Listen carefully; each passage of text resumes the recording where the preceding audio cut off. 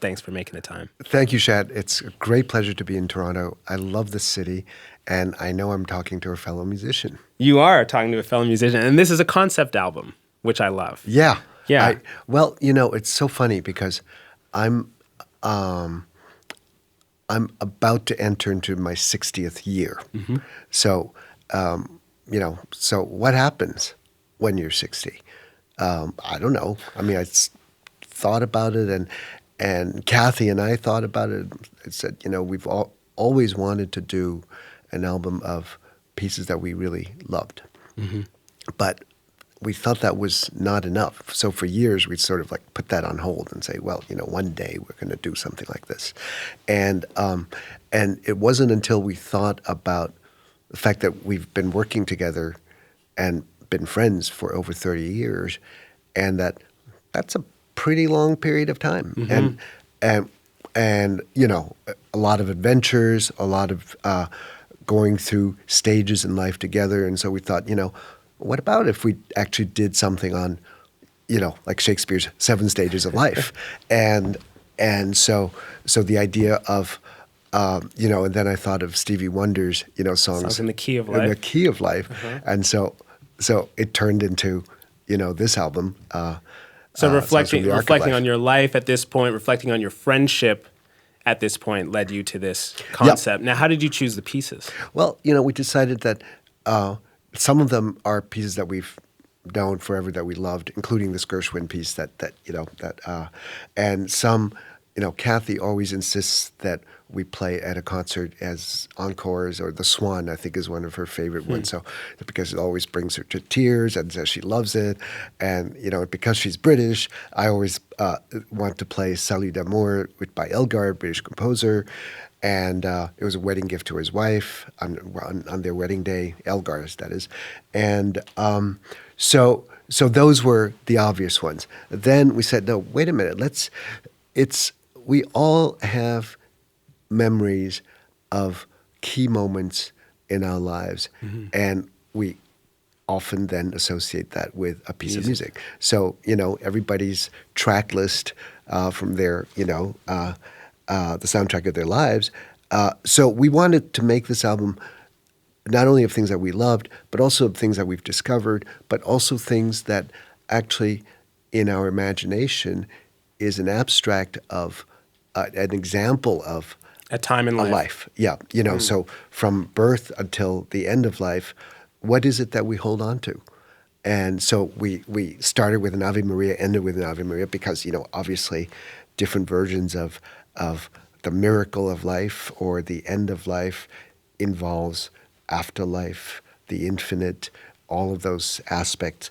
And in between is the space of life and all the things that we go through. And one of the things that as I get older, my wife and I would go through many things. We would lose friends. We would celebrate friends or their friends' children's marriages, and we realized that actually nobody escapes from many of the crucial aspects of the rites of passage in life, and so because nobody escapes, we all have those moments. There's a universality to some of these moments: birth, death, celebration, loss. And so we wanted to kind of create an album that could be a companion to someone's life in terms of saying, oh, I recognize that. Yeah, I went through this. Or no, I didn't go through this, but, I know this is coming up. And so how do we deal with it? And so ultimately we're hoping that people will create their own soundtracks, but that that music can be a friend in times of need.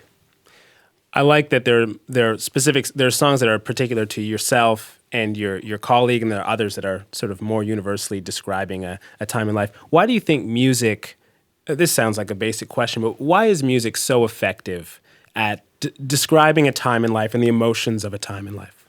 Well, I think, you probably have a great answer to that, and maybe I'll ask you that. I'll try an answer first, but I think that music, first of all, can code experience and and it also codes memory. So it can code the present moment. I feel this. It can also code memory. It could kind of unleash, torrential amounts of, of memories when you kind of pinpoint something. It's kind of like you press the button and then suddenly you flooded back. Yeah, you can smell your grandmother's pie, and you hear a piece of music and suddenly it unlocks your olfactory system, so I think it actually reaches the brain in different ways. I think it also it penetrates your subconscious mind. I'm sure you know that totally, right? My answer would have been something to that effect, right? There's something about music where we allow ourselves to be touched by music. We let it in on that level that we don't necessarily do with language or, any of the things we encounter, other things we encounter on a day-to-day basis. There's something transcendent to music, and even in Western rational, society, we allow ourselves to be touched by music. That's a very good way of putting it. I think yes, it identifies our humanity. Was there a piece on the album that hit you strongly as far as evoking a particular time? I think many of the songs do. I think, both Ave Marias I probably heard as a child. I grew up in a musical family, and I think, a lot of the French music, Fauré, the Papillon Butterflies, in invoking playfulness in children. Who hasn't looked at a butterfly and chased after a butterfly and wonder, what happens? Its erratic flight pattern. Exactly. And so we're looking for those commonalities. And sure, I went through songs my mother taught me, lullabies. We're lucky enough to have had people that sang to us and when we were infants, and songs of loss. My mother used to sing Après un rêve, After a Dream, Fauré's After a Dream, which and so I remember that very much so. But others are, more recent discoveries were just pieces that we fell in love with. We'd kind of play something and says, gosh, we got to put that in the album, and we had a whole pile. And of course we had to kind of not do many of them because there wasn't enough space. But I'd imagine that'd be the biggest challenge is cutting it down. Sure, I suppose so. And then, so you have to create one arc. It's not necessarily the arc. It's just one arc of life, and as a suggestion to hopefully stimulate someone else's imagination into thinking about their lives. Is there a time in life that's particularly hard to describe with music?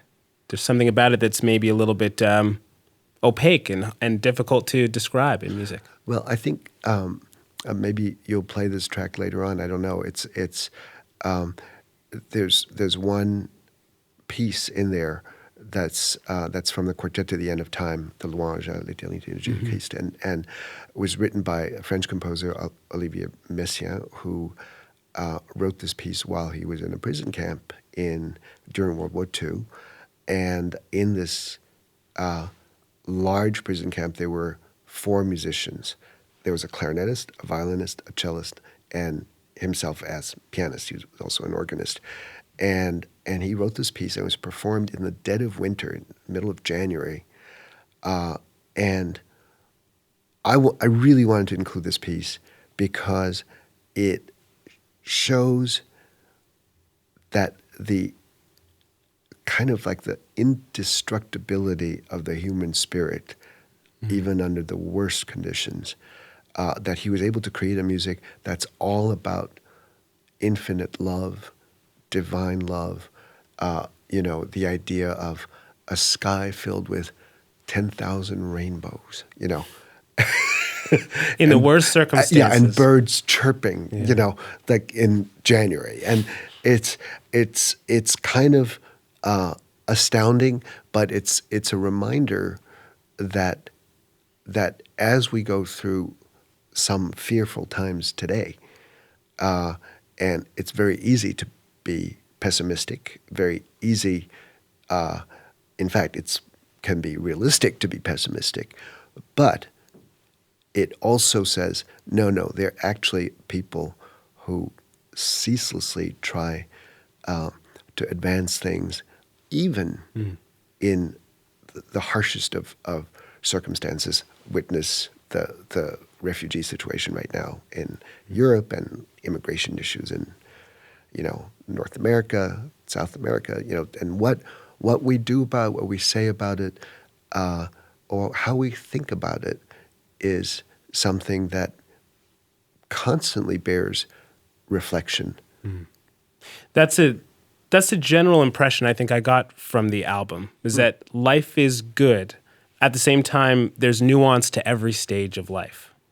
Would you say that's a fair reading? I would say that life is good is a kind of like almost like a philosophical decision, and you make it good.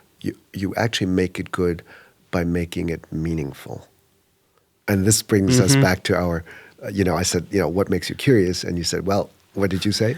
Yeah, I said at some point I decided that basically that I wanted life to be meaningful, not sort of, well, we were joking about minimizing work, and exactly, and being bored. But yeah, who was a writer that said meaning is more important than happiness? There's a writer, I think, in a similar situation in a World War II camp. That's right. That's right. I think, for me, the opposite of the kind of fear that many of us live with in today's world is hope. And so a world without hope is a much bleaker world. And I think the pathway towards hope comes from things like collaboration. If you have a team of people doing something together, you're that much stronger because you may be down, but your compatriots are not going to let you down, right? So that's what musicians do in a group, right? You don't let a guy kind of just That's fall one of the off. great joys of life, right? Exactly. Doing something with others, the opportunity to do something great with others. That's right. Trust is another factor. The reason you collaborate is because you have a common goal, but you also trust one another. You're not going to say, well, would you save me if I, was drowning? Would you do it? Of course we are. We're not going to let anybody go, And I think those elements and really, and empathy, just knowing what it's like for somebody else, and if we can put those agencies within that, the energy of going towards hope and having a common belief system of thinking, wait a minute, this is our world. Let's try and actually do something. Then fear is, just lessened. On the theme of arc of life then, when did you discover that? When did you discover how important collaboration, hope, these things are to finding meaning, not just in life, but in your work as a musician? Because collaboration is such a big feature of your work. When did you discover that was integral? Well, I think you discover things like that in stages, or different parts of those things in stages. There's no sort of one aha Epiphany, moment. yeah. Yay, I got it. It's collaboration. It's plastics. And so I think as a teenager, finding friends who loved to play music together, that's a form of collaboration. It's like, we're just going to jam together. We're going to have fun. And that's great. And realizing that, in fact, going on stage is less scary when you feel like you're with a group of people and you're doing this together. And even if I'm doing something that features what I might do alone, But if I have other people that I can listen to what they're doing, it lessens the fear of sort of the focusing on my line and going down the cliff because it's coming my way, right? And that's wonderful. But more recently, I think, and culturally speaking, Yeah. I would say that each sector, all the the people, the institutions you look at, we're all struggling in some ways because in many of those institutional worlds or individuals, we're all trying to survive. And if we're trying to survive, it's hard to collaborate because there's so little room. And if resources are scarce, we may not. Ironically, collaboration is probably the key to our survival. Exactly. Yeah. And that's the thing. So we may be collaborative within small circles, but the question is, can we actually join hands to address larger issues and actually be a voice in society, as what you're doing with your radio show? It's like that's a place people can go to say, oh, wow, these voices do connect together. But can we make it more visible? Can we make it more sustainable? Would people, volunteer to say, hey, that's a good idea. Well, let's actually meet and then let's try and do a couple of things that do make sense and let's start the ball rolling. Music's always been a great place to exemplify that for the rest of the world, the other sectors of society. Absolutely. Yeah. And those great moments, for hunger, for peace, for whatever, do bring people together.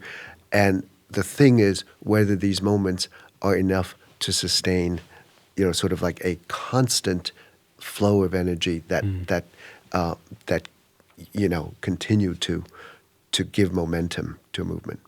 Okay, all this music on this album is beautiful, but there are moments of turbulence. What are the most unsettled stages of life, in your opinion? Oh, my goodness. Well, I think adolescence is a huge part of it because I think, for people in the North American school system, middle school, you're out of elementary school, you get into middle school, it's different school, who are your friends, and there's a fast crowd. You belong. Are you with the cool kids? Are you a nerd? Are you, people get categorized. Mm-hmm. And, hormonal changes make you think and feel differently. You're separating from, your identity from family member to, wait a minute, I'm an individual, and so it's like the world is in, turmoil, and you're trying to find a new identity. You're trying new skins, so like, let me try this for a while. Does this hat fit? Yeah, Does exactly. That hat? Yeah. And so I think that's, we have a song called Jealousy, that's one part of it. Am I part of this group? Why am I not part of this group? And, but it's also a time of that I think catching a child at that age in terms of getting them really fired up and curious about something could have life-altering consequences. Was that your trajectory? My trajectory, probably, I had a couple of different trajectories. I think the first one was probably when my parents moved from Paris to New York, and I was 7 years old. And that's enough of a total environmental, linguistic, visual, oral, multi-sensate kind of change that, what do? Do I react to it by saying, I hate this, I don't like this is like not what I'm used to? Or for me, I was young enough that I could embrace it and say, this is fabulous. I love this. But it means that you actually, you can only be in one place at a time. And it took many years to say, wait a minute, that doesn't mean you've given up your first 7 years of life and lullabies and stories in French, right? And that But you do have to be present where you are. absolutely. And so I didn't capture those first 7 years until we had kids in the United States. And so I learned a whole new set of, nursery rhymes and children's books and all of that kind of stuff. So that was one part. And I think probably when I went to college, I graduated from high school early, went to college fairly young. And I think that was such a change from a very protected, kind of hothouse musical environment, traditional Asian parents, to sort of like anything goes. Friends that were incredibly passionate about what they were interested in, at least as passionate as what I might have been passionate about. And suddenly new worlds opened up, new worlds of thinking, new worlds of friendships, of people who came from many different parts of the world, and as different parts of the world as different types of thinking and disciplines. So, and that was like truly, really, really a cool thing. So you were swept up at the right time with a spark of curiosity and energy. You I feel think like? so. At least it gave some form where that curiosity can be put into sort of an anthropology course, for example, sort of like different cultures. What does it mean when a society thinks this value is more important than another value, and what results from that, and so that was really interesting. I hear some turbulence in midlife as well on this album. Hey, there's turbulence everywhere. But oh, sure. I mean, I think every 10 years or so, or whatever you want to call, a number of years, you go through different chapters, and chapter of having family and having and wanting to stay home. There's a different reason to go on tour than when you're first excited about exploring the world alone, when you're immortal at age 20, right? You felt that. I felt that, right? yeah. You felt that. So, and gradually you realize, well, we're not immortal. You're certainly not immortal the second your child is born, because then you realize, wait a minute, I have to be actually there. Stakes are higher. Stakes are higher. If you miss your child's first word, first steps, it's gone forever. So that's hard. And in my life, the life of a touring musician, I like to say that, now I've been married 37 years. I've been gone for at least 32 of those years. So that's a huge kind of family sacrifice, which my wonderful wife actually supported what I was doing, but that meant we didn't see one another. I didn't see my children a lot of the time, and so I have to justify somehow leaving home and sort of saying, well, I better be doing something useful. Back to meaning. Yeah. So meaning changes, It's like, so, so each stage brings different, turbulence or different things to equilibrate, to kind of find a way to make it all work, which is no different from, I think, anybody else's life, But I'm just acknowledging that we actually do. Often we say, okay, teenage years are difficult, and then it's after retirement. That's not true, because people all go through, these different Turbulence moments. at different times. Yeah. Now, I wonder about the later stages of this album. You have to imagine those stages. There's stages that you've gone through, and there's stages you have to imagine. How did you select those pieces? Well, don't forget, I'm much older than you. I would say almost twice as old as you are, which means that, and I'm sure even at your age, you've experienced loss. You've experienced betrayal. You've experienced, really reflective moments, and probably with an intense life, like what we go through, you almost lead multiple lives. I feel I've lived like 4 or 5 lives because it gets so compacted, it gets so intensified, and so the question is, what's the value that you can extract from that intensity? How can you make sense of it? And so the ideas of loss and wistfulness, or, sticking to the moment and appreciating, being grateful is a big thing. Being grateful for what you have, rather than say, I got to pursue this, I got to do this now because it's so important. Got to take a step back and sort of say, actually, let's just Especially look when your around. life is compacted and you experience so many intense, wonderful things in a short amount of time, to pause and be grateful. Yeah. Yeah. And you can't do the 3-second gratitude thing. You can't say, okay, I'm gonna get some fresh air. Oh, that was wonderful. Okay, now let's go back to work. You really have to take account, celebrate, do all those things. Yeah. Yeah. Okay, before I let you go, you've meditated on this arc of life. What's your biggest piece of life advice for the rest of us? Oh, come on. You're asking me to be wise? Oh, well,